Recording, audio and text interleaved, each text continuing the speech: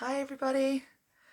We're going to be talking about self-identity today, self-belief, and we'll start with a question. So if I was to ask you, who are you? So what are you about? What are your qualities? Okay, so what things would come to mind straight away for you? See if you can come up with 5.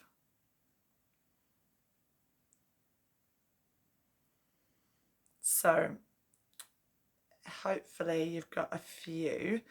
And I'm going to go through some examples of why this is a really important task, and then just a really quick activity that you can do to help to develop your self-identity.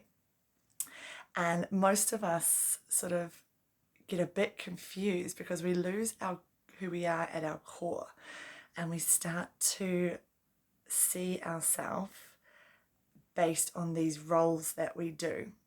So lots of you might be thinking like, I'm a wife, I'm a mother, if there's any guys out there, I'm a husband, I'm a sister, I'm a teacher, I'm a lawyer, whatever it is. And then these are the roles that we play in our lives. Okay. But these roles are constantly changing. And this is where we get a little bit stuck. Because if you're attaching your identity to these roles and these roles then change, a lot of us are becoming destroyed. We don't know who we are anymore. We have this huge identity crisis. So let me give you an example.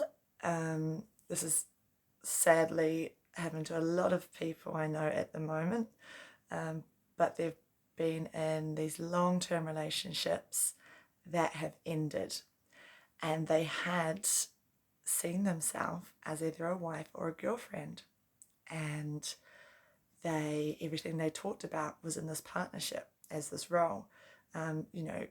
Even like the fact that they kept their house perfect because they were the homemaker, and that was part of their role, that was part of their identity. And then when their relationships ended, they completely had no idea who they were. It was gone because this role that they had was gone. So it's really heartbreaking to see, which has made me want to make this video, because I've worked with some really close friends as well to start to build up their self identity again with huge progress and incredible results. And one of my closest friends now has come out the other side so much stronger, happier, with so much self-love, and she feels incredible. So hopefully if any of you are feeling like, well, hopefully actually you don't feel like you need this, but hopefully you do this, so then if it is ever needed, you've already got all the tools with you. So let's have a go at actually doing it. Let me tell you about the podcast actually. The podcast that I was listening to is not my favourite podcast ever. And this one, maybe it's just a really slow episode, I'm not sure. But it's called the Energy Healing Podcast with Tara Williams. And they were just talking about her the lady she was talking to was feeling really stuck actually, and just kind of feeling like she wasn't satisfied with what she was doing, and just a lot of gaps in her life. And she found it really hard to think of qualities about herself. So the first one that she came up with, so when she said like, who are you? What makes you you? And the first thing she said was, I'm a daughter of God. And Tara said, well, no, that's a role. Being a daughter is a role. Who are you? And it took her a long time to be able to start coming up with things like I am statements are the best way. Like, I am loving, I am honest, I am energetic, I am creative. I'll do some more just in case you're struggling to think of some for yourself, but I'm committed, I am inspirational, I'm a motivator, I am healthy, I am calm. You get the idea. And this lady did find it really hard. And then by the end of it, she was quite emotional because it was actually a really challenging task to say these things about yourself. And I know when I did it for me, it took me a few days because I kind of, so I wrote my name in the middle of the paper. This is your task if you'd like to do it. Write your name in the middle of the paper. Around it, start to write down your qualities. So for me, I'll start with some. Mine was energetic and loyal, loving, caring. I love to share ideas with others. I love to motivate, so I'm a motivator. I am healthy. I don't know if I say creative. I started to write them all down. And then I had to go away for a bit, and I'd come back later on with like another 2 that I'd thought of, go away, next day put down a few more, and then I did start to like grow this amazing collection of my core qualities that I believed I had. And then around that again, I wrote my roles. So teacher, sister, da, da, da, da, da. So I had a really clear idea of what that was. And to be honest, the impact that this had on me was massive. And this is why I'm sharing it with you.